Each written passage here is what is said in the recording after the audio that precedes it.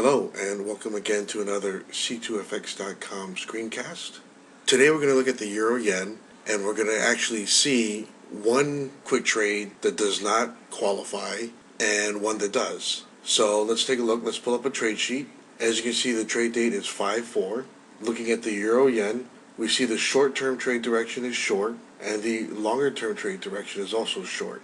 We also look at the estimated high and estimated lows. We see the estimated high is at 120.40 and the estimated low is at 119.25. So let's pull up a chart. Now this is an actual live chart. Because it is a live chart, we're going to have to use our imagination here a little bit.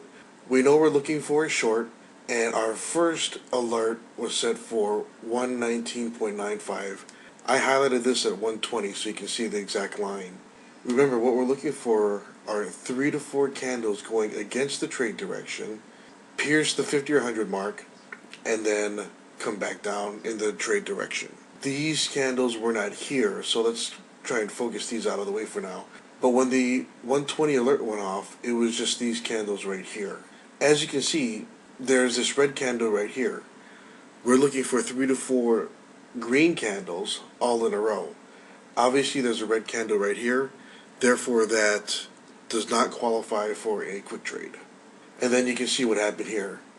It came up, went around to the 20 mark, came back down, and then obviously shot back up. And we had another alert here at the 120.50 mark. And as you can see at the 120.50 mark, it just pierced that right there. So let's take a look at the 1 minute chart to see what happened. But before we take a look at the 1 minute chart, let's back up and look at this 30-minute chart here. We see 3 consecutive green candles here that cover a range of about 75 pips. I know we see a 3 to 4, but if it's this big and this big of a movement and they're all nice, evenly spaced and evenly sized candles, then that's fine. So we see what happens. We see 3 candles up here.